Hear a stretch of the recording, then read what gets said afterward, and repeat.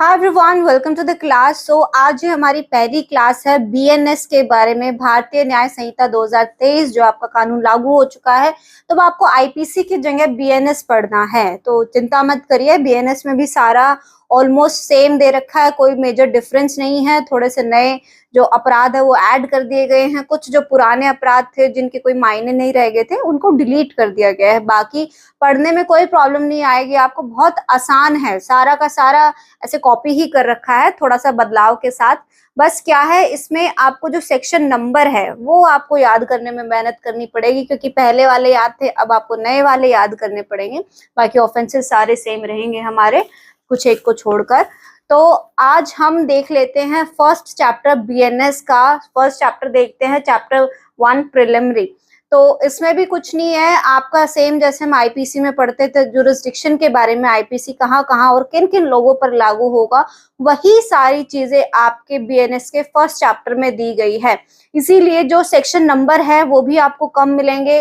अब जो बहुत सारे सेक्शंस दे रखे थे, मतलब जो ऑफेंस था या जो जुरिस्डिक्शन था, जो अलग अलग सेक्शंस में बता रखा था, अब वो क्लब करके एक ही सेक्शन में डाल दिया है, तो इसलिए नंबर ऑफ सेक्शंस कम हो गए हैं और आपको याद करना भी आसान हो जाएगा, क्योंकि इसमें बहुत ही सीक्वेंस वाइज बता रखा है। पहले हम जो आईपीसी में पढ़ते थे थोड़ा सा कोई चीज कहीं दे दी, कोई चीज कहीं दे दी, लेकिन बीएनएस में ये सबसे बढ़िया चीज है कि इसको सीक्वेंस वाइज रखा हुआ है। कैसे है वो भी मैं आपको दिखाऊंगी, अभी जब हम सेक्शन 2 पढ़ेंगे तब आपको समझ आ जाएगा। ठीक है, तो सबसे पहले सेक्शन 1 को देख लेते हैं, ये क्या कहता है। तो जो आईपीसी में आप सेक्शन 2, 3, 4, 5 पढ़ रहे थे, वो सारे ही सेक्शन यहाँ पर सेक्शन 1 के अंदर डाल दिए गए हैं। इसको 1 बाय 1 हम सब सेक्शंस जो है इसके पढ़ते जाएंगे और समझते जाएंगे। ठीक है, सो देखिए, सबसे पहला सेक्शन जो है इसका जो है short title, commencement and application. Short title क्या है, व्हाट यू कॉल इट, आप इस एक्ट को आप क्या बुलाएंगे, बीएनएस भारतीय न्याय संहिता 2023। कॉमेंसमेंट, व्हेन टू एनफोर्स, कब एनफोर्स होगा ये बताया गया इसमें, और एप्लीकेशन मतलब जुरिस्डिक्शन, ये कहाँ कहाँ और किन किन लोगों पर ये लागू होगा। तो ये सारी चीजें आपके सेक्शन 1 के अंदर बताई गई है। चलिए देख लेते हैं सेक्शन 1 क्या कहता है। चलिए अब इस सेक्शन की रीडिंग कर लेते हैं। सेक्शन 1 देखिए, sub section 1, this act may be called the भारतीय न्याय संहिता 2023। अब इस एक्ट को बोला जाएगा बीएनएस 2023, शॉर्टकट बता रही हूँ। Sub section 2, it shall come into force on such date as the central government में। तो ये कब एनफोर्स होगा, जब सेंट्रल गवर्नमेंट जो है by notification in the official gazette, जब ऑफिशियल गजट में जब सेंट्रल गवर्नमेंट नोटिफाई करेगी तब ये एनफोर्स होगा। अपॉइंट एंड डिफरेंट डेट में बी अपॉइंटेड। अभी देखिए एंड के बाद जो इसने लिखा है ना वो थोड़ा सा समझिए, एंड डिफरेंट डेट में be appointed for different provision of this Sanhita. तो ऐसा हो सकता है कि कोई प्रोविजन जो है उस डेट को नहीं एनफोर्स किया जाए, जो गजट में पब्लिश किया जाएगा सेंट्रल गवर्नमेंट के द्वारा। मतलब हो सकता है कि कोई ऐसा प्रोविजन हो जिसे रोक दिया जाए पब्लिश होने से, वो बाद में भी कभी पब्लिश हो सकता है। मे टर्म यूज है, शैल होता तो वो मैंडेटरी हो जाता उसके लिए कि भी मतलब उसी तारीख को सारा का सारा एनफोर्स कर दिया जाए। इसका एक एग्जांपल है, देखिए इसका बीएनएस का सेक्शन 106 का सब सेक्शन 2 जो है, कॉजिंग डेथ बाय नेग्लिजेंस, वो वाला एनफोर्स नहीं हुआ है अभी, इसीलिए ये आप कह सकते कि ये उस तरह से एप्लीकेबल है। ठीक है, सब सेक्शन 3 देखिए, इसका जो आपने आईपीसी में सेक्शन 2 पढ़ा था, जो विद इन इंडिया वाली जो बात करता था, इंट्रा टेरिटोरियल जुरिस्डिक्शन की जो बात करता था, वो यहाँ पर सब सेक्शन 3 के अंदर डाल दिया गया है। आईपीसी का सेक्शन 2 और यहाँ पर सब सेक्शन 3 जो है वो सेम बात करता है। चलिए देखते हैं, every person shall be liable to punishment. तो यहाँ शेल टर्म यूज हुई है, shall it means it is mandatory, कि हर व्यक्ति जो है वो लाइबल होगा बीएनएस के अंदर in this Samhita, and not otherwise for every act or omission contrary to the provision thereof of which he shall be guilty within India। तो वो ये कह रहा है कि अगर उसने कोई ऐसा ऑफेंस किया है जो बीएनएस में बताया गया है तो उसे बीएनएस में पनिश किया जाएगा, लेकिन अगर उस ऑफेंस के लिए कोई स्पेशल कानून बनाया गया है, ठीक है, तो उसे उस स्पेशल कानून के अंदर ही पनिश किया जाएगा। आप जबरदस्ती उस व्यक्ति को बीएनएस के अंदर ड्रैग नहीं करेंगे। ठीक है ना, मतलब जैसे कि टैक्स एंड ड्यूटी वाला जो रहता है, ये सारे ऑफेंसेस जिसके लिए स्पेशल कानून बनाया गया तो उस पर वो स्पेशल कानून ही लगाएंगे, आप उसको जबरदस्ती बीएनएस के अंदर नहीं घसीट के लाएंगे, राइट। अब इसमें इंपॉर्टेंट टर्म आपको जानने की क्या जरूरत है, एक तो विद इन इंडिया और एक एवरी पर्सन, क्योंकि पर्सन की डेफिनेशन में क्या क्या चीज कंसीडर की जाती है, इसमें ये नहीं बता रहा कि वो व्यक्ति कोई सिटीजन होना चाहिए, मतलब इंडिया का ही सिटीजन हो, उसमें सब लोग आ जाते हैं। कोई भी व्यक्ति अगर कोई ऑफेंस करता है इंडिया के अंदर और वो पनिशेबल है बीएनएस में, तो उसे बीएनएस के द्वारा दंड दिया जाएगा। अब एवरी पर्सन, पर्सन की कैटेगरी में तो अब कोई कंपनी भी आ सकती है, कोई फर्म भी आ सकती है, कोई सोसाइटी भी आ सकती है ना, तो क्या उसको बीएनएस के अंदर पनिश किया जाएगा। अब ये देखिए, जो वो ऑफेंस किया है, अगर सपोज करो किसी कंपनी ने कोई ऑफेंस किया है, तो कंपनी किस तरीके के ऑफेंस कर सकती है, फ्रॉड कर सकती है, चीटिंग कर सकती है, नकली कंपनी बनाई जा सकती है ना, फर्म बनाई जा सकती है। आप उसके ऊपर हत्या का तो नहीं आरोप लगा सकते, किडनैपिंग का तो नहीं लगा सकते ना। तो ये भी देखिए कि भी उस ऑफेंस का नेचर क्या है, क्योंकि किसी ने पूछा था कि क्या एवरी पर्सन की डेफिनेशन में कंपनी भी फॉल होगी क्या, बिल्कुल होगी। एवरी पर्सन की डेफिनेशन में जो कुछ भी आता है वो सभी इसमें ऐड होगा, लेकिन आपको देखना पड़ेगा कि ऑफेंस क्या है, किस ऑफेंस के आप चार्ज उस पर लगा रहे हैं। तो एवरी पर्सन में जो भी डिफाइन किया गया है वो सारी चीज, चाहे वो सिटीजन हो, नॉन सिटीजन हो, कंपनी है, फर्म है, वॉट एवर जो भी है, तो अगर उसने कोई ऑफेंस किया है और वो बीएनएस के अंदर वो अपराध है, तो उस पर बीएनएस के ही सारे चार्जेस लगाए जाएंगे। बस आप ऑफेंस चेक कर लीजिए ऑफेंस किस टाइप का है, ठीक है। तो विद इन इंडिया जो है उसको इंट्रा टेरिटोरियल जुरिस्डिक्शन बोलते हैं। ये मैं आपको क्यों बता रही हूँ, क्योंकि एग्जाम में जब पूछा जाता है तो इंट्रा टेरिटोरियल या एक्स्ट्रा टेरिटोरियल ये चीजें पूछ ली जाती है, कौन से सब सेक्शन में दी गई है, इसका मतलब क्या है, या फिर इसके अंदर जो कोई मैक्सिम अगर बताया गया है तो वो क्या है, उसका मतलब क्या है, या मैक्सिम देकर आपसे पूछ लेंगे कि कौन से सेक्शन में या सब सेक्शन में ये फॉल करता है। सिंपल है, ये चीज हमने समझ ली। अब with in India, with in India में अब समुद्र तट है जो सी के पास का जो एरिया है उसको किस तरह से आप नापेंगे। तो अगर कॉन्टिजियस जोन है समुद्र तट से जो 12 नॉटिकल माइल्स तक जो रहता है वो आपका कॉन्टिजियस जोन होता है और बीएनएस वहां तक लागू होगा। एक्सक्लूसिव इकोनॉमिक जोन ईईजेड जिसे कहते हैं वो 200 नॉटिकल माइल्स तक रहता है, वहां तक भी आपका बीएनएस लागू होगा। तो कई बार आपसे ये भी पूछ लेंगे कि भी ईईजेड की फुल फॉर्म बताओ, या फिर कितने डिस्टेंस तक ये रहता है, या फिर कॉन्टिजियस जोन की फुल फॉर्म बताओ, मतलब सीजेड की फुल फॉर्म कॉन्टिजियस जोन, और ये कितने किलोमीटर्स कितने माइल्स तक ये रहता है, तो ये चीजें पूछी जा सकती है। अब इससे रिलेटेड एक मैक्सिम है, वही सेम जो हमने आईपीसी में पढ़ा था वही सारा सेम हम यहाँ रिपीट करेंगे, क्योंकि चीजें तो वही रहेंगी ना, बस आपका आईपीसी की जगह आप बीएनएस को समझ लीजिए उसमें। सो नूलम टेम्पस ऑक्यूरेट रेगी, इसका क्या मतलब है, there was no fixed period of limitation और fixed time for launching of criminal proceeding under CrPC. तो पुराना है तो सीआरपीसी लिखा जाएगा वहां पर, आप उसे लेकिन समझ लीजिएगा, सीआरपीसी की जगह जो कानून आया है उसको आप समझ लीजिए, ठीक है। मतलब अगर कोई ऑफेंस किया जा रहा है, अब उसके अगेंस्ट जो है कंप्लेंट फाइल करने कोई लिमिटेशन पीरियड नहीं है, कि अगर किसी ने किसी को ग्रीवियस हर्ट किया है तो ऐसे नहीं कि वो एक हफ्ते के अंदर ही उसके अगेंस्ट कंप्लेंट फाइल करे, या किसी का मर्डर हुआ है तो 6 महीने के अंदर ही वो कंप्लेंट कर सकता है, उसके बाद नहीं कर सकता, ऐसा नहीं, कोई लिमिटेशन या टाइम पीरियड नहीं होता इस तरह के ऑफेंसेस के लिए, ठीक है। सो एवरी पर्सन की डेफिनेशन हमने समझी कि भी किस किस को आप यहाँ ऐड करेंगे, लेकिन उसके भी कुछ एक्सेप्शन है। आप हर किसी को, कुछ लोग प्रिविलेज्ड होते हैं ना, एक्सेप्शन जिसे हम कहते हैं, तो उन पर आप ये लागू नहीं कर सकते हो। उनको अगर वो कोई अपराध कर देते ना तो उनको प्रोसिक्यूट करने का अलग प्रोसेस रहता है, वो वहां पर अपनाया जाएगा, स्पेशल लोग के अंदर आ जाते हैं, ठीक है। तो एक्सेप्शन क्या है, फॉरेन सॉवरन होते हैं, डिप्लोमेट्स होते हैं, एलियन होते हैं, एनिमीज होते हैं, फॉरेन आर्मी के जो सैनिक पकड़े जाते हैं वो उनके लिए अलग होता है, वारशिप के लिए होता है, president governor, article 361 of constitution जो इससे डील करता है प्रेसिडेंट एंड गवर्नर से, तो उन पर ये जो है आपका कानून जो है लागू नहीं होगा। आपने कभी किसी फॉरेन डिप्लोमेट की किसी की गाड़ी देखी है जब सड़क पे चलती है, आपने कभी देखा कभी ट्रैफिक वाले ने या किसी पुलिस वाले ने उस गाड़ी को कभी किसी उल्लंघन के लिए रोका हो?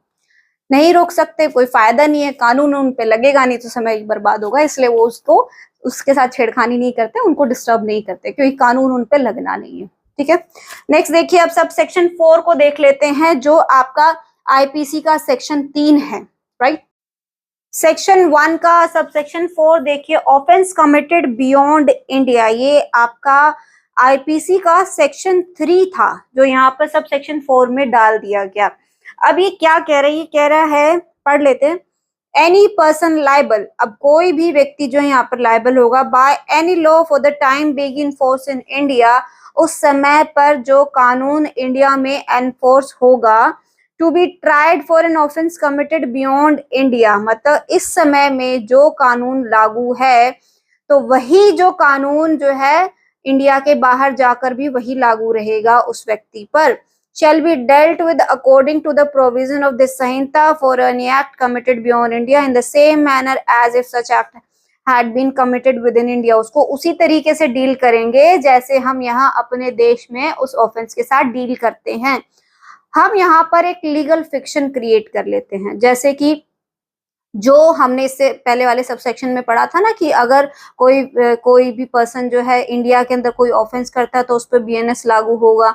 तो अगर कोई व्यक्ति इंडियन सिटीजन जो कोई भी व्यक्ति विदेश में जाकर अगर कोई ऑफेंस कर देता है तो हम ऐसा मान लेते, एक लीगल फिक्शन क्रिएट कर लेते, ऐसा मान ले कि उसने वो ऑफेंस जो है इंडिया में ही किया होगा, मतलब उसको हम जैसे इंडिया में ट्रीट करेंगे ना उसके इलीगल ऑफेंस, इलीगल एक्ट को, उसके उस अपराध को हम जैसे हम इंडिया में उसको प्रोसिक्यूट करेंगे, एक्ट उसके साथ करेंगे, वैसा ही हम उसके द्वारा किए गए उस विदेश में किए गए एक्ट के लिए भी करेंगे।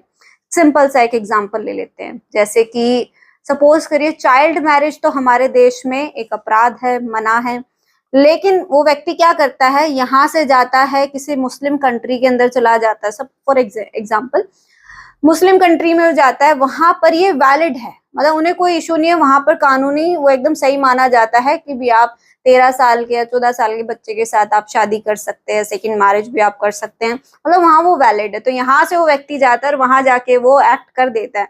अगर वही एक्ट वो इंडिया में करता तो वो ऑफेंस माना जाता है, लेकिन वो तो विदेश में करा है, तो क्या होगा, तो हम ऐसा मान लेंगे कि जैसे उसने वो काम जो है यहीं पर किया हो, तो यहाँ पर किया हुआ होता तो उसे ऑफेंस कंसीडर करते हैं हम, तो हम जैसे ही वो यहाँ पर आएगा उसको हम उस ऑफेंस के अंदर प्रोसिक्यूट करेंगे, मतलब उसको हम अरेस्ट कर लेंगे, उसका वो एक्ट जो है ऑफेंसिव एक्ट माना जाएगा और उस पर बीएनएस जो है हम लगा देंगे।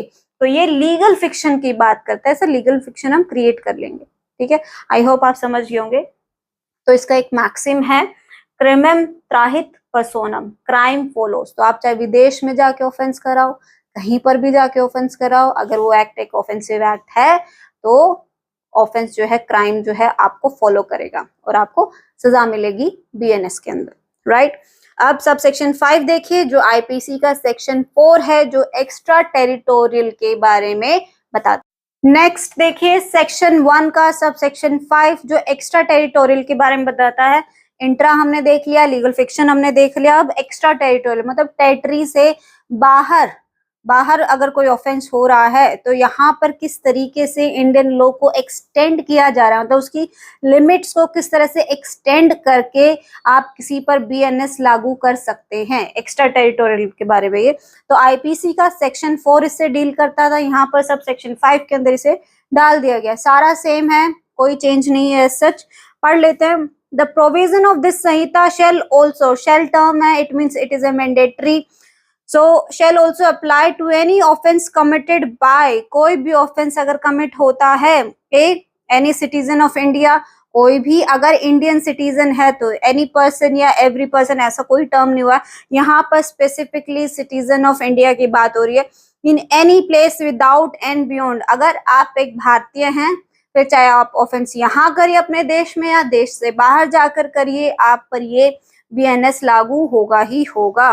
बी एनी पर्सन, अब कोई भी व्यक्ति मतलब कोई भी अगर ऑफेंस करता है तो उस पर बीएनएस लग जाएगा। क्या करेगा, अगर वो ऑन एनी शिप और एयरक्राफ्ट रजिस्टर्ड इन इंडिया, अगर वो किसी शिप में या किसी एयरक्राफ्ट में कोई ऑफेंस करता है, अगर वो शिप और एयरक्राफ्ट अगर इंडिया में रजिस्टर्ड है, इट मीन्स वो इंडिया की प्रॉपर्टी हुआ। अगर उन चीजों पे कोई भी व्यक्ति अगर कोई ऑफेंस कमिट करता है, wherever it may be, वो दुनिया के किसी भी कोने में अगर वो शिप या एयरक्राफ्ट है और उस पर कोई भी व्यक्ति कोई ऑफेंस कर देता है तो उसे बीएनएस से हम जो है दंड दे सकते हैं। सी देखिए, एनी पर्सन, अगेन कोई भी व्यक्ति, in any place without and beyond India committing offence targeting a computer resources located in India.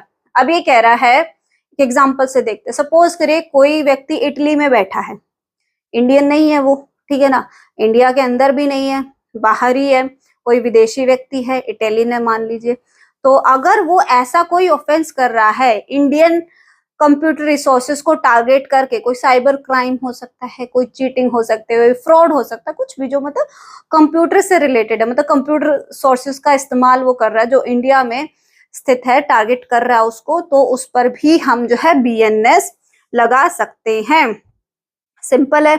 इसका आप देखिए सब सेक्शन 6 देखिए जो आपका सेक्शन 5 था। यस, इसमें एक छोटी सी चीज और मैं आपको बताती हूँ, जब आप ये सब सेक्शन पढ़ेंगे, सेक्शन 1 का सब सेक्शन 5, इसे आपको पढ़ना पड़ेगा आपका सेक्शन 208 जो है ऑफेंस कमिटेड आउटसाइड इंडिया, जो आपका नया कानून है ना बीएनएसएस, भारतीय न्याय सुरक्षा संहिता, उसका सेक्शन 208 के साथ इसे आप पढ़िएगा, तो आपका जो है और नॉलेज बढ़ेगी। और आप जब आंसर को फ्रेम करते हैं ना, तो आपको ये बताना पड़ता है कि कौन सा सेक्शन किसके साथ पढ़ना चाहिए। बहुत सारे ऐसे सेक्शन होते हैं जहां पर आपको मिलेगा read with this this this, तो आपका जो नया कानून है सेक्शन 208 उसका इसके साथ रीड विद कीजिएगा। ओके, सो नेक्स्ट देखते हैं आपका नेक्स्ट सब सेक्शन क्या कहता है। ये भी सिंपल ही है, कुछ मुश्किल नहीं है, सारा वही पुराना ही है आपका। ये सब सेक्शन 6 देखिए, जो आपका आईपीसी का सेक्शन 5 था वो यहाँ पर सब सेक्शन 6 में डाल दिया गया है। नथिंग इन दिस संहिता shall effect the provision of any act for punishing mutiny, desertion of officer, soldier, sailor or airman in the service of the government of India or the provision of any special or local law। यही कह रहा है, अगर किसी अपराध का कोई special कानून है तो आप उसको स्पेशल लॉ के अंदर ट्रीट करिए, ना कि आप यहाँ बीएनएस के अंदर उसे ला सकते हैं। जैसे कि आपका बता रखा है म्यूटिनी, डेजर्शन ऑफ ऑफिसर है, सोल्जर है, सेलर और एयरमैन, इन सबके अपने अपने अलग कानून हैं। और अगर कोई सोल्जर है, कोई व्यक्ति उन कानूनों का उल्लंघन करता है तो उनको उन्हीं कानून के अंदर डील किया जाएगा, ना कि यहाँ बीएनएस के अंदर। ठीक है, क्लियर है। मैं थोड़ा सा जल्दी जल्दी बता रही हूँ क्योंकि वीडियो बहुत लंबी हो गई है और समझाने वाला इतना मुश्किल नहीं है कुछ। अब इसमें देखिए जो सबसे बढ़िया काम हुआ है वो सेक्शन 2 है, डेफिनेशन वाला पार्ट है। पहले आपके आईपीसी में क्या था कि सारे ऐसे डेफिनेशन ना ऊपर नीचे दे दी थी, लेकिन यहाँ बहुत सीक्वेंस वाइज अरेंज किया, अल्फाबेटिकली अरेंज की गई है, ए बी सी डी, इस तरह से अल्फाबेटिकली जिसका नंबर आता है ना उसी तरीके से यहाँ वर्ड्स को डिफाइन किया गया है। जब आप पढ़ेंगे आपको खुद समझ आ जाएगा, पहले ए वर्ड वाले को डिफाइन किया, फिर बी वाले को, फिर सी वाले को, तो इससे क्या याद रखना बड़ा आसान हो जाएगा। कभी आप तुक्का भी मारोगे ना तो तुक्का भी सही जाने के चांस ज्यादा हो जाते हैं। ओके, तो यहाँ हम एक एक डेफिनेशन तो नहीं डिफाइन करेंगे, जब किसी सेक्शन में वो डेफिनेशन आएगी तो हम जरूर उसको पढ़ेंगे और समझेंगे। अब सेक्शन 3 इंपॉर्टेंट है, इससे क्वेश्चन आ जाते हैं क्योंकि ये जर्नल एक्सेप्शन एक्सप्लेनेशंस की बात करता है। आपको मोटी मोटी बात बता देती हूँ, आईपीसी का सेक्शन 6 जो है यहाँ पे डील करता है, और इसी सेक्शन 3 के अंदर जो है आपका आईपीसी का सेक्शन 7 जो था, इसके सब सेक्शन 2 के अंदर दिया गया है, आईपीसी का सेक्शन 7 ही है, वो इसमें बताया गया है। तो आपका जो जर्नल एक्सप्लेनेशन है वो यही कह रहा है कि अगर कोई ऑफेंस जो है जर्नल एक्सेप्शंस में फॉल करता है तो बार बार वो जर्नल एक्सेप्शन जो है ना रिपीट नहीं किया जाएगा। आपको उस ऑफेंस या उस डेफिनेशन को जो है एज ए जर्नल एक्सेप्शन के अंदर फॉल करके खुद ही पढ़ना पड़ेगा, समझना पड़ेगा। मतलब वो जर्नल एक्सेप्शन जो है ना रिपीट नहीं किया जाएगा हर ऑफेंस के साथ या हर सेक्शन के साथ, उसको आपको खुद ही देख के उसे डील करना पड़ेगा, राइट। इसमें और कुछ समझाने लायक तो है नहीं, बाकी जो इम्पोर्टेंट था वो मैंने आपको सारा बता दिया। आई होप कि भी आपको ये वीडियो पसंद आई हो, आपके डाउट्स क्लियर हुए हो, सारी चीज एकदम क्लियर हो गई हो। अगर वीडियो आपको पसंद आई है तो प्लीज इसे शेयर करिए, चैनल को सब्सक्राइब करिए, लाइक करिए, और मिलते हैं अगली बार। Thank you for watching.